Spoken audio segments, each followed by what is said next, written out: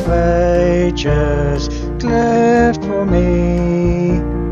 Let me hide myself in thee. Good evening, Dr. James. Once again, we welcome you to our channel and thank you for being with us for last 2 episodes. In continuation with those episodes, up till now we have seen from temple tradition till church how we have come, what are the differences we see in the churches and how we are connected with the churches with each other.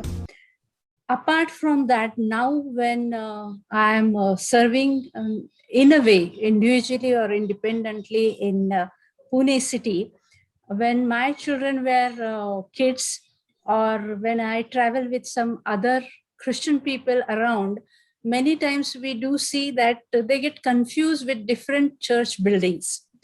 And then as a priest or as a theologian, I try to say them that this church is of this kind of church, like mainline church, non-mainline church. And then we do say Catholic church, Orthodox church, Marthoma church, Pentecostal church, free church, independent church, the different kind of categories we say about these church buildings. And many times people may not get access for that, but they don't know, especially when the issue comes towards wedding. Straight away parents say they don't belong to us. All are Christians, but still, at the time of wedding, a lot of these differences come up and different misunderstandings are spread or are there among the lay people in the church. So I would be happy if you can help us to understand how they sense and how we should understand about all these different names and categories we divide the churches, at least in the city like Pune. If the three places where this surfaces, one you rightly pointed out, when it comes to whether my son can marry your daughter or not, whether we belong to the same denomination or not. So I call it wedding wars. That's one. The second one is worship wars. Some people much more spontaneous, less bound to the paper, to the liturgy, and we call them non-liturgical traditions. Of course, not being bound to the tradition does not, liturgy does not mean that they are low on liturgy. They have their own liturgy which they do not talk about. There is a pattern there, how things happen. They're not out of pattern. And in a way, what we see in the US now is these worship wars break churches. Some people say, no, I want to sing my hymn from 19th century. Some people say, hey, I want to sing my version. Then there is this churches split into pieces, and that divides the churches in the US. I don't know about India now. Yeah, so we call it worship wars. The third thing, when it comes to the table where it is God, it is the Christ who hosts us. And we do believe in some mysterious way that Christ is present when this is happening. Of course, there are differences in understanding what the presence means. Okay? But still, there is also, there are some traditions which say, since you are not baptized in our community, in our church, you cannot partake in the Holy Communion, the Lord's table. So these are three places when the differences pop up. And these are hurting because let us say I go to a church and they tell me, you cannot eat the Lord's table, Lord's bread and grape juice here. These are things that the Lord is hosting, you cannot eat. They are denying me my right to partake in what is hosted by God. And to remember the death of Christ. And to hope for the final consummation, that the table that is prepared for all on the day, that the Lord would have it, the final Pascha, the Passover. Okay. So in a way, those things, and for those of your youth, and they say you fall in love with somebody of a different denomination, it really hurts when they say you do not belong to this denomination. You will wonder why on earth. So things like this can be hurtful. But let me explain to you, as I did in the past, these differences are there because of their historical backgrounds, cultural backgrounds, and out of their social needs. These have come up, and we need to be clear about them. And of course, the one that we talk about, of talking of the denominations, we do have what we call the four estates, four friends. One, the Catholic Church, globally. If you were to count, put all the six continents together and count, close to 50% of Christians are Catholics. Of course, they do have a centralized structure, belongs to Vatican, and there is one person whose voice matters, but he does not decide alone. You need to remember that he does have a council. A council that he consults, he trusts, and they trust him. And together, whenever he comes up with this encyclical, a letter, a document, he does talk to them and say, okay, these are my preferences, this is what I have in mind, what shall we do? And there will be one or two who say no, but they go with the consensus and come up with a document. So it is not one-man show. It is one man representing a council, and a council that represents the church. That's the Roman Catholic Church. And people say this is the oldest one. I would say no. There are others too, like the Orthodox Church. And Orthodox Church is not singular. There are churches. Just like Catholic Church has Pope, Orthodox churches have patriarchs. Again, it means Papa, Pope, Papa, Pater, like Father, Patriarch. Okay? And there are more than one. Of course, Byzantine Christianity had a patriarch, still has one. Iranian churches now, Iraq churches, churches in Lebanon, Egypt, they have their own patriarchs, and even the one in Russia has its patriarch. So these are multiple patriarchs. Sometimes they agree, sometimes they do not agree. So what is the difference between Catholic and Orthodox Church means? Of course, there are many differences, including, you will be amused at it, on what kind of bread to use at the Lord's table. And which day did Jesus die? Is it on the day of Passover or on the next day? That decided what kind of bread. Is it leavened bread or unleavened bread? Things like that. Two, who do we report to? Is it the Pope or Patriarch? Okay. And should our clergy, ministers, or priests be married or not? So these are small things.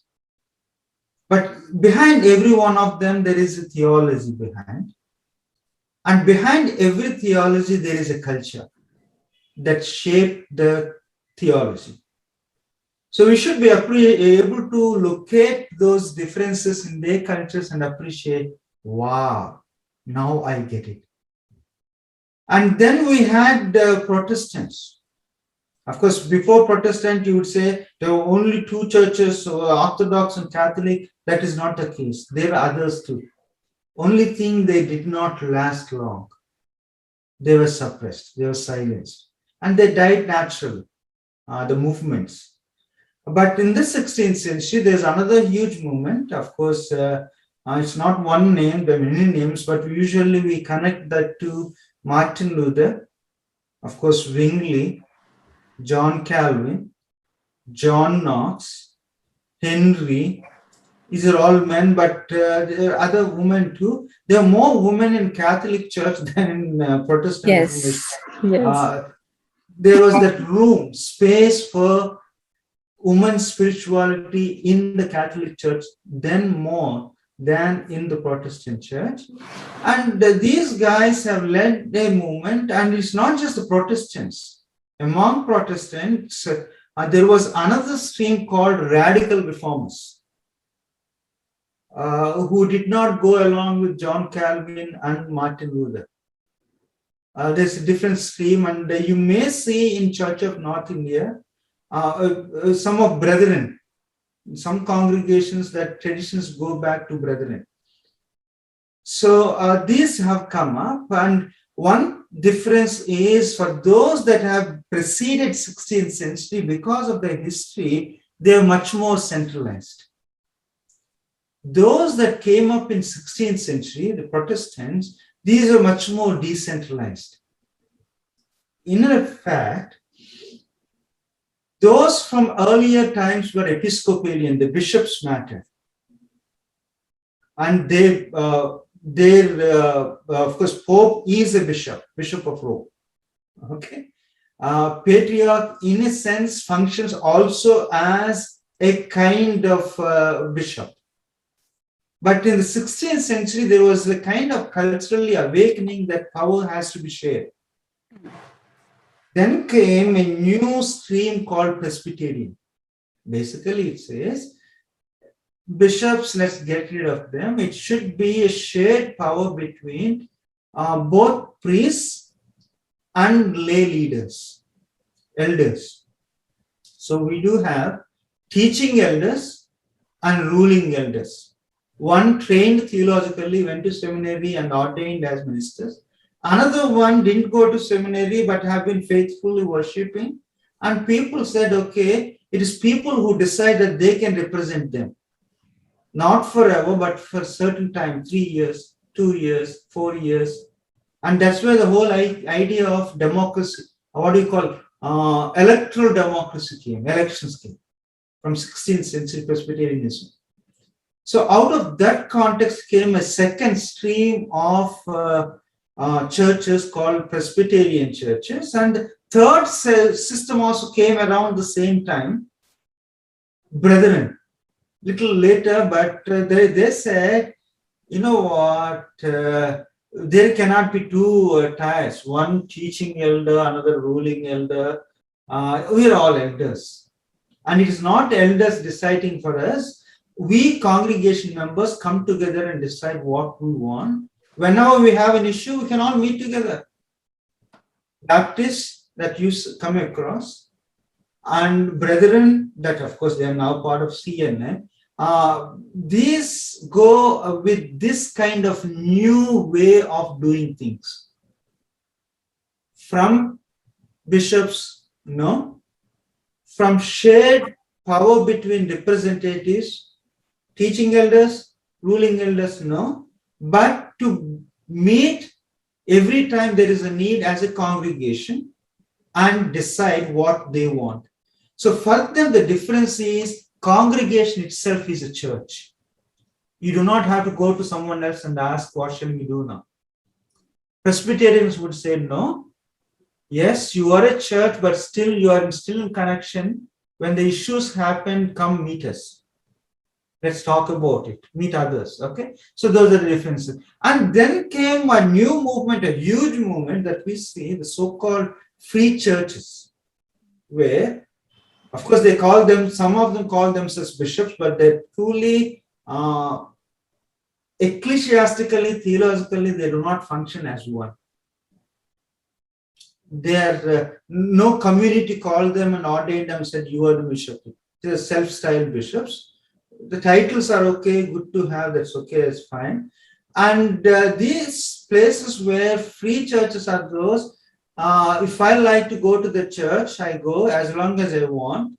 I give as long as I want. I worship as long as I want. I make a phone call and care for others as long as I want. If I don't like that guy, if I don't like that lady, I go somewhere else. These are free churches that we see many. So this is how these communities are governed or related. Individuals are related to each other.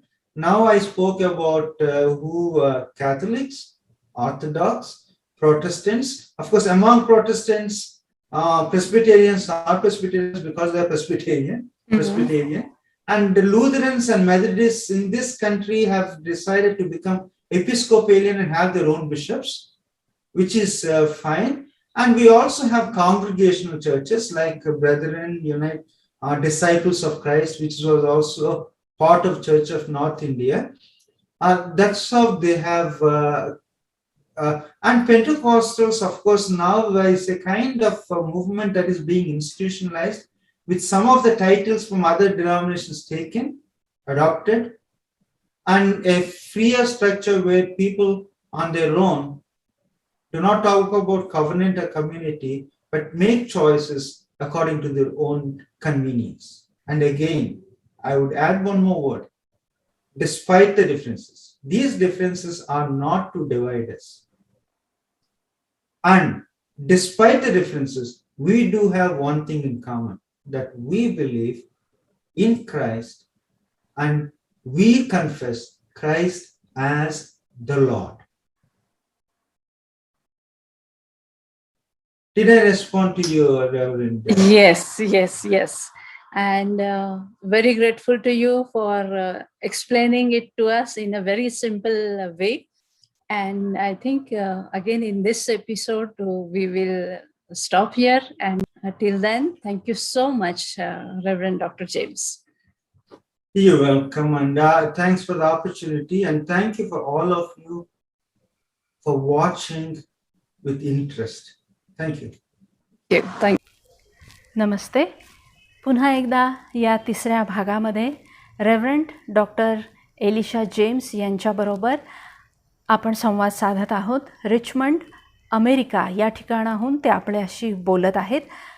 तरुण मंडळीला church नक्की काय आहे, त्याची सुरुवात कशी झाली, मंदिर परंपरेकडून आपण चर्च परंपरेकडे कसे आलो, यामध्ये वेगवेगळ्या ज्या परंपरा आहेत किंवा चर्चमधील जे वेगवेगळी भिन्नता आपल्याला दिसते, विविधता आपल्याला दिसते, ती का आहे, कशामुळे आली आणि त्याचबरोबर कोणता एक धागा आपल्याला एकत्रित जोडतो, याबद्दलचे भाष्य, याबद्दलचे मार्गदर्शन त्यांनी गेल्या 2 भागामध्ये आपल्याबरोबर केलेलं आहे.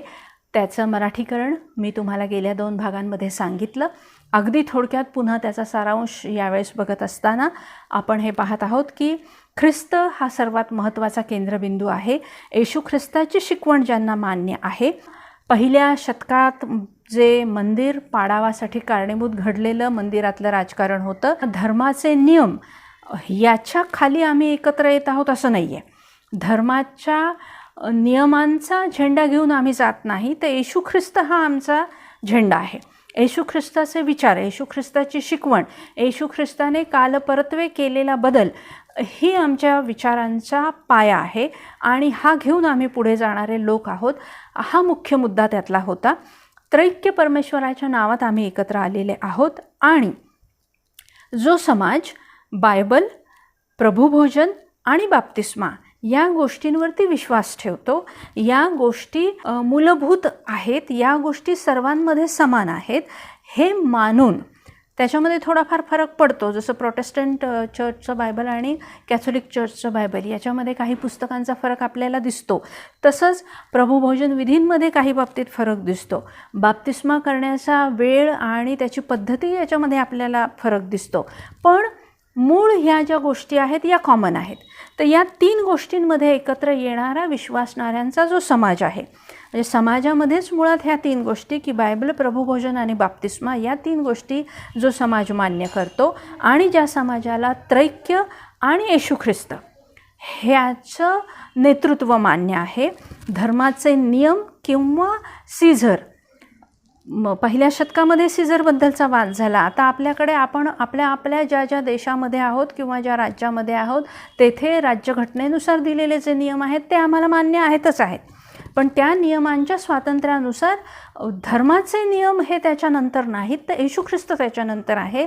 या विचारांनी जे एकत्र आलेले लोक आहेत ते चर्च नावाच्या या चळवळीचे मेंबर असतात, सभासद असतात आणि त्यांनी त्यांना एकत्र बांधलेलं आहे, हे आपण गेल्या भागांमध्ये पाहिलं. यावेळेस तिसऱ्या भागामध्ये आपण त्यांच्यासमोर येत असताना त्यांना हा प्रश्न आपण विचारलेला आहे की ही जी विविधता आहे, साधारणपणे हे चर्चेस कोणकोणत्या प्रकारच्या नावांमध्ये, गटांमध्ये, प्रकारांमध्ये विभागलेले आहेत, हे थोडक्यात त्यांनी आम्हाला सांगावं. आणि हा फरक खरोखरच कितपत महत्त्वाचा आहे, कारण पुण्यातील कितीतरी असे सर्वसाधारण चर्च सभासद असतात किंवा आमचे तरुण असतात किंवा आमचे संडे स्कूलची मुलं असतात, ज्यांचं दृढीकरण तर आम्ही करतो, पण मुळात ते दृढीकरण करत असताना धर्मगुरूंनाच या गोष्टी किती माहीत आहेत हाही प्रश्न असतो. धर्मगुरूंनी खरं तर नियमानुसार ह्या मुलांचं शिक्षण घेणं गरजेचं असतं. धर्मगुरूंची पत्नी जी खऱ्या अर्थी आध्यात्मिकदृष्ट्या तिचं प्रशिक्षण झालं आहे किंवा नाही याची तपासणी न होताच ती या मुलांचं जर प्रशिक्षण घेणार असेल तर तिला याबद्दलचे फरक किती माहीत असतील हे माहीत नाही. आणि इतर कोणी जर हे घेणार असेल तर ते खरोखर यामधले तज्ज्ञ आहेत किंवा नाही. तरुणांनी विचारलेल्या प्रश्नांची उत्तरं त्यांना कितपत देता येतील आणि किती खोलपर्यंत त्यांच्या या शंकांचं निरसन चर्चमधील या दृढीकरणांच्या वर्गांमधून होतं याची शंका आहे. कारण विदेशामध्ये आपण बघतो की सर्वात लहान वर्गाला शिकवण्यासाठी अतिशय तज्ज्ञ शिक्षक नेमले जातात, कारण ज्या खोलामध्ये जाऊन ह्या लहान मुलांचे अत्यंत निरागस प्रश्न असतात त्याची उत्तरं तेव्हाच जर दिली गेली आणि हे विश्वची माझे घर हा अनुभव जर त्यांना तेव्हाच आला तर त्यांचा शिक्षणाचा, प्रगती करण्याचा जो दृष्टिकोन असतो तो व्यापक होतो. तिथेच जर आपल्याला उत्तर येत नाही म्हणून हे प्रश्न विचारूच नका किंवा नाही ते आपलेच नाहीत, हे विचारणंच चुकीचं आहे, त्याच्याबद्दल तुम्हाला काय करायचं आहे, अशी उडवाउडवीची उत्तरं दिली जाणार असतील तर मुलं शिकणार नाहीत, तर मुलं याच्या मुळापर्यंत जाणार नाहीत आणि अज्ञानामध्ये आमच्या समाजाची प्रगती होते. आणि म्हणून दृढीकरणाच्या या वर्गांमध्ये आमच्या तरुणांच्या सर्व प्रश्नांची उत्तरं अतिशय व्यवस्थितरित्या देशाचा कायदा लक्षात घेऊन आणि येशू ख्रिस्ताची शिकवण लक्षात घेऊन जर दिली गेली नसतील तर समाजाचा पाया कुठेतरी कमकुवत राहतो, ढासळतो, अंधारात आम्ही चालतो असं होतं.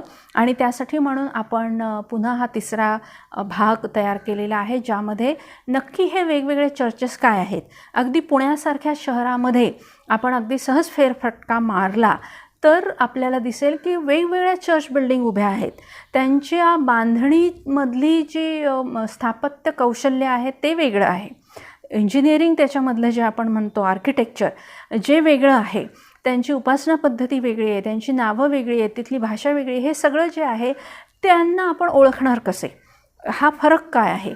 किंवा हा फरक विशेष करून जेव्हा वैवाहिक प्रश्न कुटुंबामध्ये निर्माण होतात तेव्हा खूप उफाळून येतात आणि ते आपले नाहीत असं जे बोललं जातं, तर ते जर आपले नाहीत तर ते परके कसे आणि ते का परके आहेत हे समजून घेणं गरजेचं आहे. आणि पालकांना जर याची माहिती नसेल, धर्मगुरूंना, धर्मपुढाऱ्यांना याची माहिती नसेल तर ही विभागणी अधिक वाढत जाते आणि समाज एकत्र येण्याऐवजी अधिक विभागला जातो. आणि म्हणून आपण या प्रश्नाकडे लक्ष देऊन त्यांनी आपल्याला मार्गदर्शन करावं ही विनंती आपण त्यांना केलेली आहे की हा फरक काय आहे आणि तो कितपत गरजेचा आहे आणि काय ह्या फरकामधून साध्य होईल किंवा त्याच्यातून अयोग्य काय परिणाम होतील हे त्यांना आपण या प्रश्नामधून विचारत आहोत.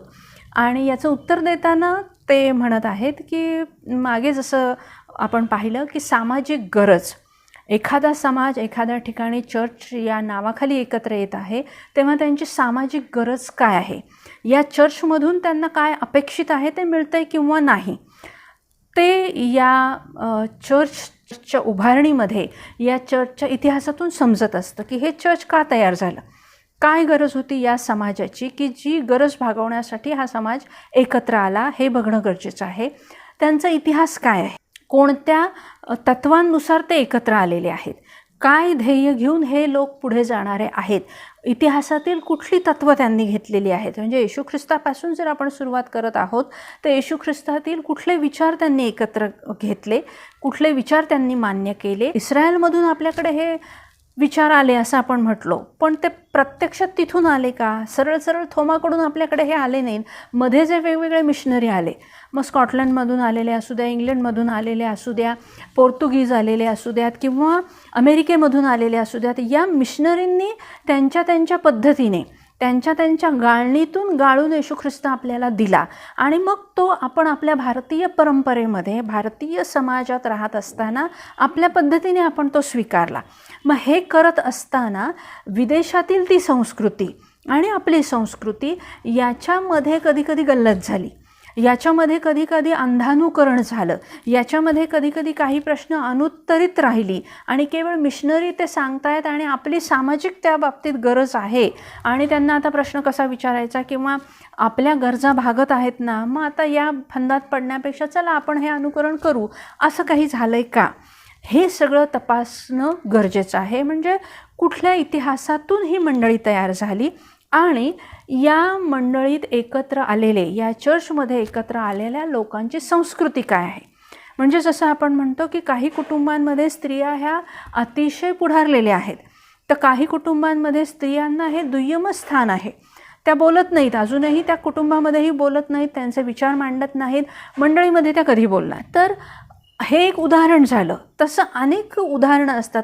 प्रत्येक कुटुंबाचं कल्चर किंवा संस्कृती वेगळी आहे, विचार त्यांची समाजात वावरण्याची पद्धत याच्यामध्ये खूप फरक पडतो आणि त्यानुसार या मंडळ्या तयार होतात. कुटुंब हे मंडळीचा जर सगळ्यात छोटा एक घटक असेल, त्या कुटुंबासारखी अशी अनेक कुटुंब एकत्र आलेली असतात आणि त्यामुळे ते चर्च, ती मंडळी पुढे चालू असताना असे वेगवेगळे विविध विचार बरोबर घेऊन जायचं असतं. कोणी कनिष्ठ कोणी वरिष्ठ हा भेद तेथे नको आहे आणि त्यामुळे या सगळ्यांना सांभाळून एकत्रितपणे पुढे जात असताना या मंडळांमध्ये फरक पडतो. या मंडळांचा हा इतिहास, त्यांची सामाजिक गरज आणि त्यांची संस्कृती हे लक्षात घेणं गरजेचं आहे.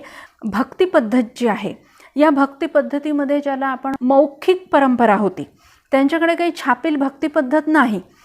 ते पाठ आहे, पिढ्यानपिढ्या त्या लोकांना ते पाठ आहे की हे असं म्हणायचं, यावेळेस बसायचं, यावेळेस उठायचं, यावेळेस हे म्हणायचं, हे पाठच आहे आणि ते पाठ करून तसंच पुढे आलेलं आहे. त्याच्यामध्ये यत्किंचितही काही बदल नाही. तर अशी जी भक्ती पद्धत आहे, ज्यांच्याकडे छापील भक्ती पद्धत नाही, तशा भक्ती पद्धतीची काही चर्चेस आपल्याकडे आहेत, तर काहींकडे छापील भक्ती पद्धत आहे आणि मग त्या छापील भक्ती पद्धतीनुसार ते पुढे जातात. मग यांच्यामध्ये कधीकधी असंही घडतं की कालपरत्वे या गोष्टीची गरज नाही किंवा या अनेक गोष्टी याच्यामध्ये आता आपण अधिक प्रमाणामध्ये समाविष्ट करणं गरजेचं आहे, भक्तीमध्ये हे आता आपण घेतलं पाहिजे. अशा रीतीने हे बदल आपल्याला भक्ती पद्धतींमध्ये दिसतात. त्यामुळे चर्चेसमध्ये जे मूळ हे 3 घटक आपण पाहिले की सामाजिक गरज, इतिहास आणि संस्कृती, यानुसार चर्च ठरतं ते कसं आहे, ते का आहे आणि ते आता कशा रीतीने पुढे पावलं उचलणार आहे. त्यांना जेव्हा वाटतं याच्यात बदल व्हावा, तेव्हा सर्वांनी एकत्रितपणे तो करणं गरजेचं असतं. म्हणजे भक्तियुद्ध असतं मंडळांमध्ये किंवा चर्चेसमध्ये, विवाहयुद्ध असतं मंडळांमध्ये आणि प्रभुभोजन विधीचं युद्ध असतं चर्चेसमध्ये. या 3ही गोष्टींमध्ये प्रत्येक चर्चमध्ये फरक पडण्याची शक्यता असू शकते. काही चर्चेसमध्ये जर तुम्ही प्रभुभोजन घ्यायला पुढे जाणार असाल, अगदी एक प्रोटेस्टंट धर्मगुरू म्हणून देखील माझे हे अनुभव आहेत की धर्मगुरू म्हणून जर प्रभूचा मेज तयार आहे आणि तुम्ही तेथे जर त्या मेजामध्ये सहभागिता घेण्यासाठी जाणार असाल, जो अधिकार येशू ख्रिस्ताने स्वतः प्रत्येक विश्वासणाऱ्याला दिलेला आहे, तर तिथे तुम्हाला अटकाव केला जातो. का? तर तुमचा बाप्तिस्मा आमच्याकडे झालेला नाही, तुम्ही आमच्या चर्चचे सभासद नाही आणि तुम्हाला या विधीमध्ये, या मेजामध्ये सहभागिता नाही, हे धडधडीत सांगितलं जातं. जे म्हटलं तर अतिशय दुःखद आहे, पण ती त्यांची पद्धत आहे, तो त्यांचा नियम आहे, ती त्यांची परंपरा आहे आणि त्याबद्दल मग तुम्ही जर काही बोलू शकत नसाल किंवा ते चालणार नसेल, तर तुम्ही तिथून वेगळे पडता. म्हणजे प्रभूच्या मेजावरून पडणारे भेद आहेत. जसं मी म्हणाले, भक्ती पद्धतींमध्ये फरक असतो, छापील न छापलेल्या किंवा जसं मागच्या भागामध्ये म्हणाले मी की नृत्य करूनच भक्ती केली जाते, तर काही ठिकाणी शिस्तबद्ध पद्धतीने केवळ पियानोच्या आवाजावरती उठणं बसणं असतं, तर काही ठिकाणी काही चर्चेसमध्ये अतिशय ऑर्केस्ट्रा स्टाईल गाणी असतात, तर काही ठिकाणी अतिशय मंद असे सूर असतात, तर काही ठिकाणी भजन पद्धती असते. म्हणजे भक्तियुद्ध एक असतं आणि तिसरं म्हणजे विवाहयुद्ध असतं. विवाह प्रसंगी काही चर्चेसकडे हे नियम अतिशय कडक असतात की नाही बुवा, आम्हाला जर वेगळ्या पद्धतीच्या चर्चमधून येणारा मुलगा किंवा मुलगी असेल तर पुन्हा आमच्याकडे त्यांचा बाप्तिस्मा झाला पाहिजे, त्यांच्यावरती धार्मिक ते सगळे संस्कार झाले पाहिजेत, मगच आम्ही त्यांना आमच्या चर्चचं सभासदत्व देऊ. म्हणजे रेडी तुम्हाला जर एखादं प्रॉडक्ट मिळत आहे की बाप्तिस्माही झाला आहे, दृढीकरणही झालं आहे, किंवा जे काही धार्मिक संस्कार आहेत जे तुमच्याकडे या नावाने ओळखले जातात, आमच्याकडे वेगळ्या पद्धतीने ओळखले जातात, पण आयता तुम्हाला तो ख्रिस्ती सभासद मिळत आहे, तर ते त्यांना मान्य नसतं. आमच्याकडचे हे सगळे संस्कार झाले तरच हा विवाह होईल अशी त्यांची अटच असते. आणि मग हे अशी 3 युद्ध आपल्याला मंडळांमध्ये दिसतात. तर या 3 युद्धांमुळे देखील चर्चेस विभागली गेलेली आपण बघतो. या सगळ्यांमुळे देखील चर्चेसमध्ये फरक आहेत. चर्चमध्ये जे ऐक्य साधलं गेलं पाहिजे, ख्रिस्ती या नावाखाली एकत्रित येणं, याच्यासाठी जी कार्य आहेत, किंवा सुरुवातीला आपण जे पाहिलं की येशू ख्रिस्ताचा झेंडा घेऊन जर आम्ही जात आहोत, तर त्याने जे कार्य त्यावेळेस केलं, त्या कार्याचा अनुभव घेऊन आणि त्या कार्यातून शिकवण घेऊन आज 21व्या शतकामध्ये आम्ही कशा रीतीने त्याचा अर्थ काढला पाहिजे हे लक्षात घेऊन हे ऐक्य साधणं महत्त्वाचं आहे.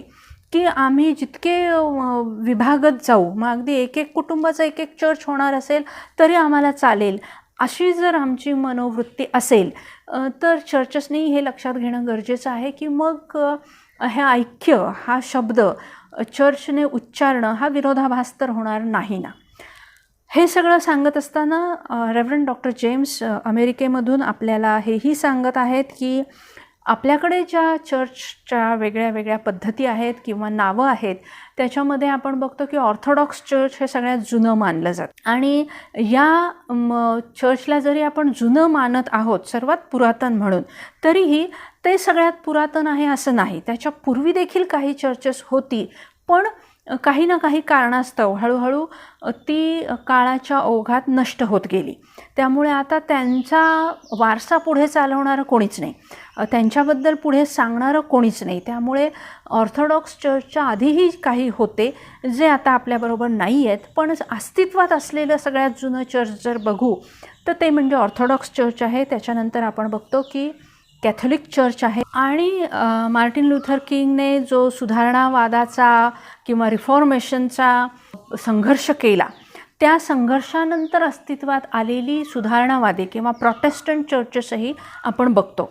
तर या सगळ्या परंपरांमध्ये फरक कशाकशांवरून पडतात, तर काही चर्चेस हे बिशप पद्धत मानणारे आहेत की आमचं सर्वश्रेष्ठ जर कोणीतरी हायरार्की किंवा उतरण जी म्हणतो चर्चमधली अधिकारांची उतरण, ही उतरण मांडणारे काही चर्चेस आहेत. आणि मग त्यांच्याकडे बिशप आहे, काहींकडे आर्च बिशप आहे, काहींकडे मॉडरेटर आहे, मग बिशप आहे, मग धर्मगुरू आहेत, मग डिकन आहेत आणि मग ले पीपल आहेत.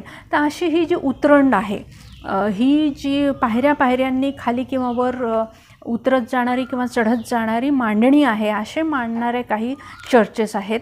म्हणजेच अधिपती कोण, चर्चमधला वरिष्ठ कोण, आम्ही रिपोर्टिंग कोणाला करायचं, आम्ही याबद्दल जबाबदार कोणाला धरायचं, सगळ्यात महत्त्वाचा याच्यातला कंट्रोलिंग पॉवर कोण आहे, कोण या गोष्टींमध्ये लक्ष घालेल. म्हणजे या स्टेपमध्ये जर मला हवं त्या प्रश्नांचं उत्तर मिळत नाही तर मी वरती कुठपर्यंत जायचं आणि सगळ्यात उच्चस्तरीय व्यक्ती कोण असणार आहे. तर हे जे स्तर आहेत, या ज्या पायऱ्या आहेत, अशी पद्धत मांडणारे काही चर्च आहेत. काही चर्चेसमध्ये फरक याच्यावरून होतो की आमच्याकडचे धर्मगुरू विवाहित असावेत की अविवाहित असावेत. काहींकडे आजही अविवाहित धर्मगुरू असणं ही त्यांच्यासाठी अभिमानाची गोष्ट आहे. याच काही चर्चेसमधील लोक आता सध्या आवाज उठवत आहेत की आमच्याकडे अविवाहित धर्मगुरू येथून पुढे नसावेत, धर्मगुरूंना विवाह करण्याची संधी दिली जावी. हे वाद आता उपस्थित करणारेही काही चर्चेस आहेत. पण धर्मगुरू विवाहित की अविवाहित याच्यातूनही भेद असणारे चर्च आपल्याला दिसतात. ईश्वर विज्ञान किंवा थिओलॉजी ज्याला आपण म्हणतो की परमेश्वराला समजून घेताना कोणत्या तत्वांचा वापर झालेला आहे, या तत्वांवरून फरक पडणारे चर्चेस आहेत. मग ही वेगवेगळ्या प्रकारची जी विभागणी चर्चेसमध्ये या मुद्द्यांवरून होते, तर त्याच्यामध्ये आपण बघतो की मूळ मुद्दा संस्कृतीचा आहे. म्हणजे ईश्वर विज्ञान किंवा धर्माचा अर्थ आम्ही काढत असताना आमची भौगोलिक परिस्थिती आणि आमची जी संस्कृती आहे, या संस्कृतीनुसार हा अर्थ काढला जातो. त्या ठिकाणी राहणारे लोक त्या त्या पद्धतीने परमेश्वराला समजून घेतात आणि त्या पद्धतीने ते त्यांचा जीवनक्रम व्यतीत करीत असतात. तर या सगळ्यांमधून पुढे सुधारणावादही आलेला आपण बघतो, प्रोटेस्टंटवाद, आणि त्याच्यातून त्यांनी जे अनेक मुक्तवादी विचार आणले किंवा जे बंधनकारक विचार आहेत असं त्यांना वाटत होतं, त्याच्यामधून मार्टिन लुथर असो, स्विंगली असो, इतर त्याच्या सर्व सहकारी असो, या सगळ्यांनी जे नवीन विचार या चर्च चळवळीला, पद्धतीला, परंपरेला दिले, त्याच्यातून पुन्हा नवीन चर्चेस आपल्यासमोर तयार झालेले आपण बघतो. स्त्रियांचं स्थान किंवा स्त्रियांचा सहभाग, जरी जुन्या परंपरेमध्ये आपण पाहतो की कॅथोलिक चर्च म्हणत होतं की आम्हाला महिला धर्मगुरू किंवा महिलांचा फारसा सहभाग नको, तरीही आजचं सत्य हे आहे की प्रोटेस्टंट चर्चपेक्षा कॅथोलिक चर्चमध्ये महिलांचा सहभाग जवळजवळ 50% आहे.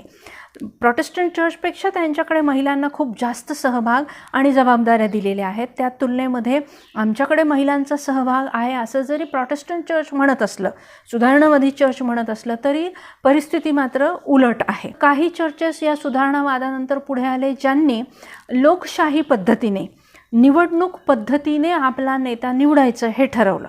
आता त्याच्यामध्ये आपण हे देखील बघतो की अशी काही चर्चेस आहेत की ही निवडणूक फिक्स झालेली असते, म्हणजे मॅच फिक्सिंग होते तसं आधीच सगळं सेटिंग केलेलं असतं.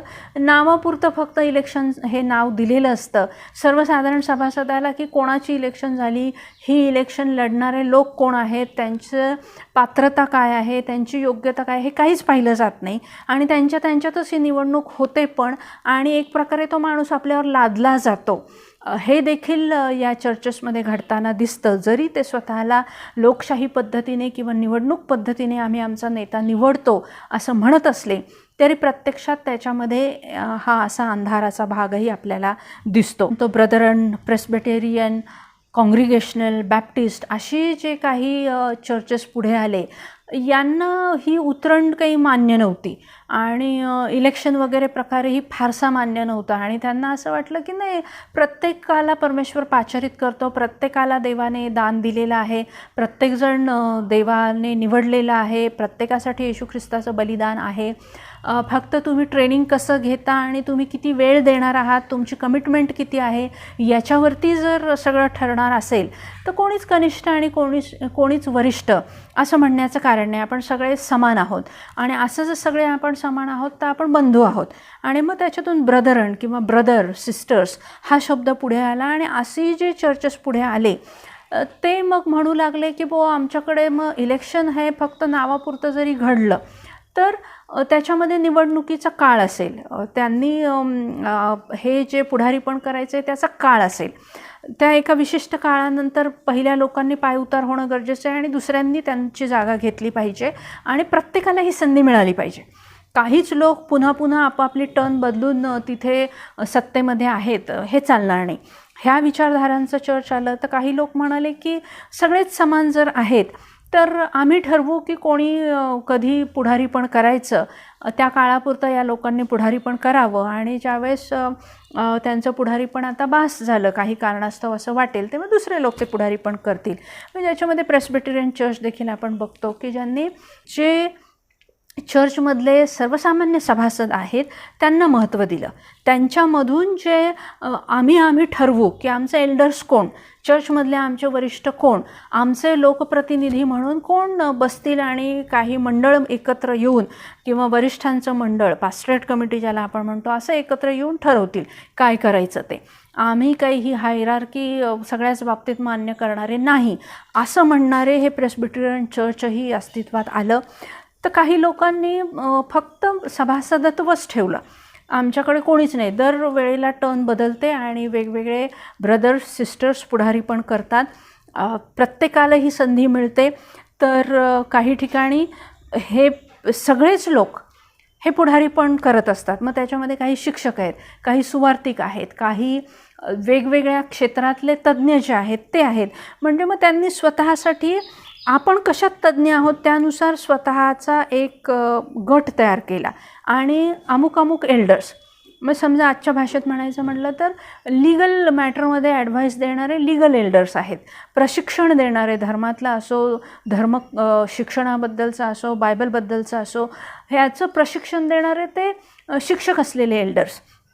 मग कार्य करण्यासाठी प्रत्यक्षात फील्डमध्ये काम करणं किंवा रस्त्यावर उतरून काम करणं हा जो प्रकार आपण म्हणतो, त्याच्यासाठी ज्यांना शक्य आहे, सहज जमतं असे लोक प्रत्यक्षात जे आहेत त्यांना मग सुवार्तिक, वेगळ्या प्रकारचं टायटल असं प्रत्येकाने याची वाटणी केली आणि सगळे एकत्रित येऊन कॉंग्रिगेशनल चर्च अशा रीतीने ही चर्चेस अस्तित्वात आली. प्रत्येकाची ही तत्त्व वेगळी राहिली. यामध्ये पुन्हा आपण बघतो फ्री चर्च देखील अस्तित्वात आलं, ज्यांनी हे म्हटलं की आमच्यावर कुठलंच बंधन नसेल. जेव्हा आम्हाला असं वाटतं की आम्ही चर्चला येऊ, आम्ही येऊ. जेव्हा आम्हाला वाटेल की नाही बुवा आम्हाला आता काही काळास्तव जमत नाही आहे किंवा आमचं आणि तुमचं नाही पटलं, तर आम्ही नाही येणार चर्चला. मग आम्ही चर्चला आलो नाही म्हणून तुम्ही आमच्याबद्दल किंवा आमच्या विरोधात काही कराल हेही मान्य नाही. तर फ्री चर्च, ज्याला जेव्हा जसं पाहिजे तो येऊ शकतो. एखाद्या भक्तीच्या वेळेस उभं राहून भक्ती करायची असं तुम्ही म्हणत असाल, पण मला नाही मान्य उभं राहून करायचं, मी बसणार, तर तुम्ही मला म्हणू शकत नाही तुम्ही बसून का भक्ती केली. तर असं सर्व प्रकारचं स्वातंत्र्य असणारं फ्री चर्च देखील अस्तित्वात आलं. आणि हे सगळीच चर्चेस जगभरात वेगवेगळ्या पद्धतीने त्यांच्या पद्धतीने अस्तित्वात आहेत. त्यांना वेगवेगळे सभासद मिळत आहेत, ती वाढतही आहेत. या सगळ्यामध्ये लुथरन आणि मेथडिस्ट चर्च देखील आहे, ज्यांची स्वतःची एक शिस्त आहे. ह्या शिस्तीमध्ये देखील त्यांचं म्हणणं असं होतं की आम्हाला ही जी उतरंड आहे ती मान्य आहे. आमच्याकडे बिशप असावा किंवा आमच्याकडे डिस्ट्रिक्ट सुप्रिटेंडंट ते म्हणतात असं कोणी असावं, नाझरीन चर्च वगैरे यांनी असे हे वेगळे वेगळे विचार, या वेगळ्या वेगळ्या संकल्पना, ही वेगळी वेगळी तत्त्व मान्य केली आणि अशा या वेगळ्या तत्त्वांमध्ये हे सगळे लोक एकत्र आलेले आहेत. हे सगळं असताना जो मुख्य मुद्दा आहे की मूळ आपण कोणत्या तत्त्वामध्ये एकत्र आलोत ती येशू ख्रिस्ताची शिकवण विसरून चालणार नाही. आणि म्हणूनच जी लिखाणं आपण मान्य केली, जो येशू ख्रिस्त आपण मान्य केला आणि आम्ही ख्रिस्ती म्हणून जर काही वेगळं पण आपण मान्य केलेलं आहे, तर ते काय आहे ह्याची पुन्हा आम्ही स्वतःला आठवण करून देणं गरजेचं आहे. आणि ज्या वेळेस मंडळीत स्वतःला सभासद म्हणवणारा प्रत्येकजण, म्हणजेच दृढीकरण होऊन किंवा बाप्तिस्मा होऊन आता मंडळीचा पूर्ण सभासद म्हणून ओळखला जाणारा प्रत्येकजण, त्याला जर हा इतिहासच माहीत नसेल तर त्याचं शोषण होण्याची शक्यता नाकारता येत नाही. तो अंधानुकरण करत आहे, कोणीतरी काहीतरी सांगत आहे, त्याच्यावर दबाव टाकत आहे आणि त्या दबावाला बळी पडून तो काही मान्य असो किंवा नसो त्या पद्धतीने या चर्च परंपरेमध्ये चालत आहे असं होतं. आणि मग अशाने चर्चेसला डबक्याचं स्वरूप प्राप्त होऊ शकतं आणि ते होऊ नये याचीही काळजी घेणं हे प्रत्येक सभासदाचं कर्तव्य आहे. आणि म्हणूनच जर प्रत्येक सभासदाला हे माहीत असेल, म्हणजेच पालकांना माहीत असेल, चर्च पुढाऱ्यांना माहीत असेल, तर विवाहप्रसंगी हे चर्च आपलं आणि हे चर्च आपलं नाही, त्यामुळे एखादा मुलगा किंवा मुलगी ख्रिस्तीच एखाद्या वेगळ्या तरुणीच्या प्रेमातच पडले समजा, याचं रूपांतर विवाहात होत आहे, त्याला जर हा इतिहास कारणीभूत ठरणार असेल अडथळा म्हणून, तर आम्ही त्याच्यावर विचार करणं गरजेचं आहे. आणि या ऐक्याप्रती जात असताना आम्ही काय आमच्यात सुधारणा करणं गरजेचं आहे हेही प्रत्येक सभासदाने पाहिलं पाहिजे, म्हणजे आम्हाला आमच्यामध्ये अपेक्षित बदल करता येतील आणि चर्च हे अधिक सुदृढ होईल, अधिक मजबूत होईल. खऱ्या अर्थी त्याची साक्ष, त्याच्यातील ऐक्य, त्याच्यातील मानवाच्या विकासासाठी असलेले जे मूळ मुद्दे आहेत ते बाजूला न राहता केवळ पॉलिटिकल किंवा आर्थिक कारणासाठी एकत्र आलेले लोक अशी त्याची ओळख न राहता संपूर्ण समाजाच्या उन्नतीसाठी हे चर्च उपयोगात येईल. डॉक्टर रेव्हरंड एलिजा जेम्स यांचे आभार मानते की अमेरिकेमध्ये अत्यंत व्यस्त असलेल्या त्यांच्या या कामातून त्यांनी वेळ काढून आपल्यासाठी ते ज्या विषयामध्ये तज्ज्ञ आहेत त्याबद्दलचं मार्गदर्शन आपल्याला केलं. आणि माझी अपेक्षा आहे की या व्हिडिओंमधून चर्चमधील तरुण तरुणी अधिक सुधारणावादी होतील, अधिक मुक्ततावादी विचारांकडून मानवतावादी विचारांप्रती जाण्यासाठी या व्हिडिओंचा उपयोग करून घेतील आणि योग्य त्या सुधारणा आपापल्या चर्चेसमध्ये, जिला मूळ चळवळ म्हणून आपण ओळखलं होतं, त्या चळवळीचा योग्य तो उपयोग जगाच्या कल्याणासाठी, देशाच्या कल्याणासाठी निश्चित करून घेतील आणि त्यासाठी आपलं सहकार्य देतील. पुन्हा एकदा आपणा सर्वांचे आम्ही आभार मानतो की आपण हे व्हिडिओ अतिशय मनापासून पाहिलेले आहेत. पुन्हा एकदा माझ्या वतीने मी आपल्याला ही अतिशय नम्र विनंती करते की आपण हे चॅनल सबस्क्राईब करावेत, हे व्हिडिओ इतरांपर्यंत पोचवावेत आणि या विचारांचा आपण वारसा पुढे चालवणारं व्हावं, ज्यामधून या प्रकाशात चालत असताना आणि पृथ्वीचे मीठ म्हणून जगत असताना या सगळ्याचा आपल्याला उपयोग होईल आणि चर्च हे एखादं डबकं म्हणून राहिलेलं नाही, तर ते खरोखर जिवंत झरे म्हणून पुढे चाललेलं आहे याची जाणीव जगाला आणि आपल्याला राहील. या दृष्टीतून आपली प्रगती व्हावी म्हणून आपण या व्हिडिओंचा उपयोग करूया, इतरांपर्यंत पोचवूया आणि आपण सबस्क्राईब करून हे इतरांपर्यंत पोचवाल ही आशा बाळगते. परमेश्वराचा आशीर्वाद तुम्हा प्रत्येकाबरोबर असो. Save from wrath and make me pure.